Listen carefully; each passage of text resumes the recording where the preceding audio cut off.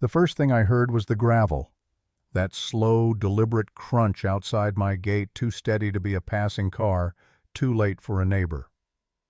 I looked through the blinds and saw two figures in dark uniforms standing beside a black SUV, blue strobe lights flashing on the dash. No markings, no plates. The kind of vehicle you'd use if you wanted to look official without actually being it. The taller one stepped forward, hand resting on a holster, and knocked once, sharp practiced. "Mr. Walker," he called.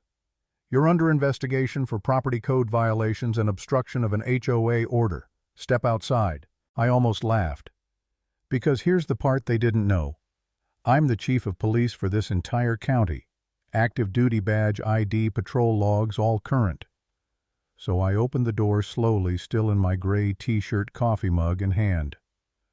"Sir, we need you to come with us," the tall one said, showing me a laminated card that could have been printed at a library kiosk. "Really?" I asked. "And which department would that be?" "Homeowners Enforcement Division," he said. Dead serious. That's when I spotted her. Karen Holloway, standing at the curb in her pink robe, arms crossed, chin high, watching like she was the queen of the cul-de-sac.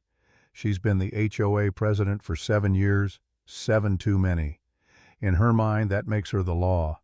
Grass height fence, color mailbox, shape you name it, she's policed it.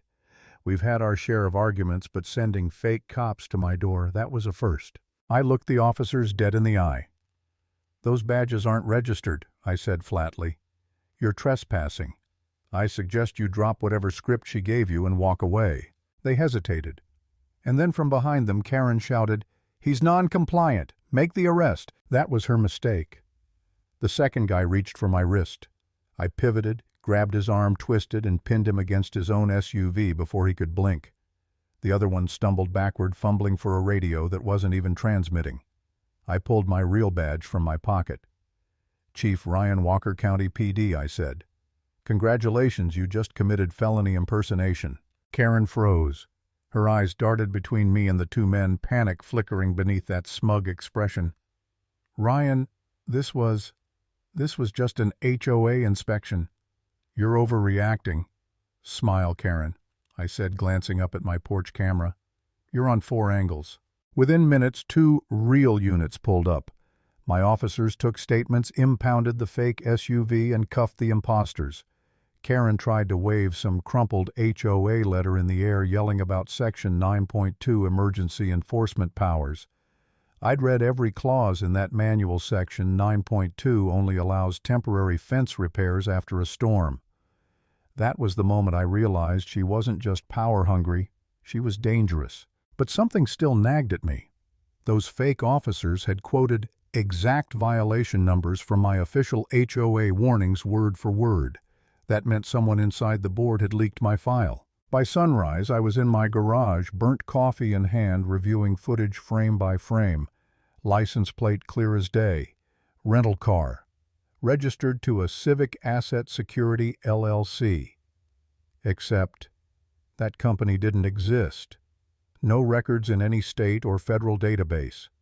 Ghost entity.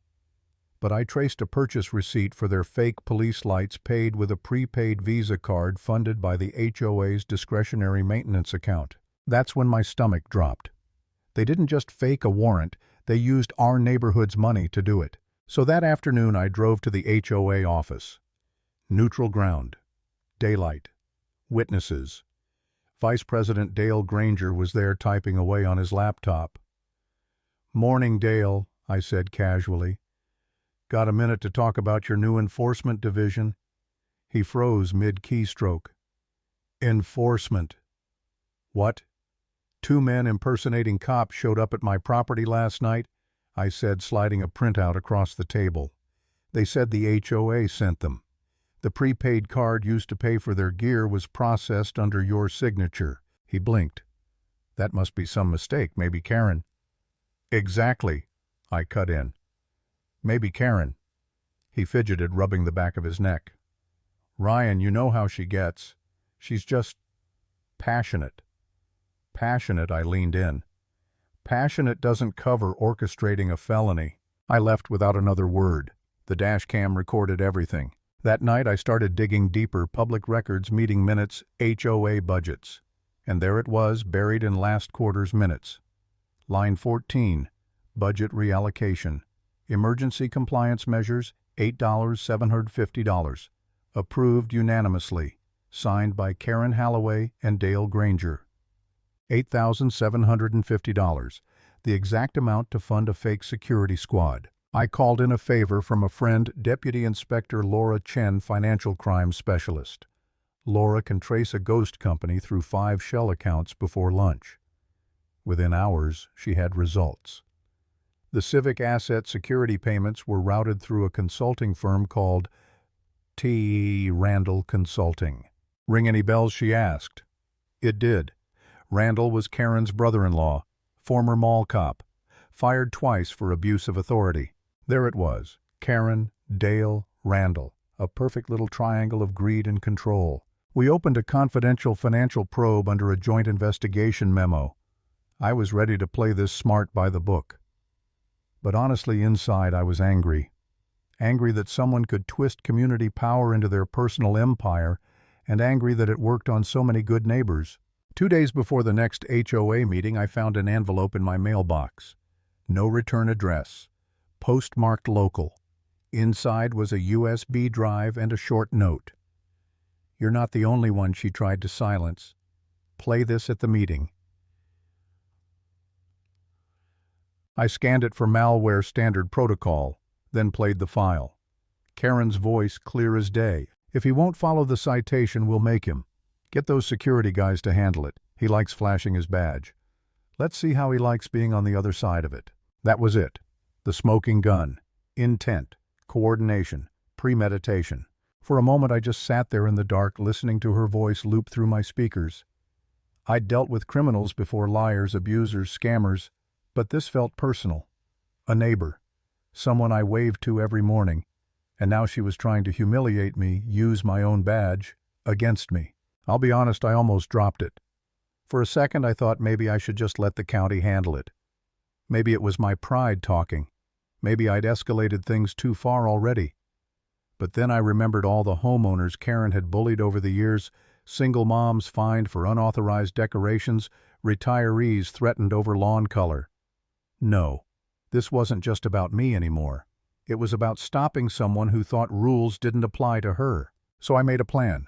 Thursday night HOA meeting, public session, residents and board members present. I'd show up not as Chief Walker, but as homeowner Ryan Walker. I'd let the truth speak for itself. The room was packed, folding chairs, fluorescent lights, that faint smell of burnt coffee and tension. Karen stood at the front, all smiles, tapping her gavel. Welcome, everyone. Tonight we'll discuss compliance and neighborhood integrity. I waited until open comments. Then I stood up. Ryan Walker, homeowner, I said evenly. I'd like to play a short recording relevant to item 14 of last quarter's budget. Karen's smile froze. This isn't the proper venue, but I'd already connected my laptop to the projector. Her voice filled the room. If he won't follow the citation, we'll make him. You could hear the air leave the room. Dale stared at the floor. The treasurer's pen dropped from her hand. I didn't say a word while it played. I didn't have to. When it ended, I turned toward the audience, calm but firm. This is what your HOA funds were used for. And then, ding. Dale's phone buzzed on the table. My body cam caught the screen clear as daylight. Transfer complete. $8,750. Civic asset security. Right then, 2 plainclothes deputies stepped forward from the back of the room. Mr. Granger, one said quietly, please step outside with us. Karen spun toward me, her voice breaking. You set this up, I didn't blink. No, Karen, you did. I just pressed record. She looked around the room, but no one was on her side anymore. Half the residents were filming. Someone whispered, she really thought she could arrest the police. By morning, the county prosecutor filed charges. Fraudulent misappropriation of HOA funds, conspiracy to impersonate law enforcement, and obstruction of justice. Karen, Dale, and Randall, each one named. The courtroom was packed. Karen sat at the defense table, pastel suit, shaking hands, clutching a binder labeled HOA Authority. When the prosecutor played the clip of her voice ordering my arrest, she flinched like it burned. The judge leaned forward. "Mrs. Holloway, this is your voice, correct?" Karen hesitated. "That's taken out of context." The prosecutor smiled. Context being a felony impersonation scheme, that was the end. Within 15 minutes, the board was dissolved pending audit. Karen was fined, stripped of her position, ordered to repay every cent. Randall got 2 years probation. Dale turned over every internal document in exchange for leniency. A month later, the neighborhood looked different. The constant compliance notices stopped. The HOA website went offline.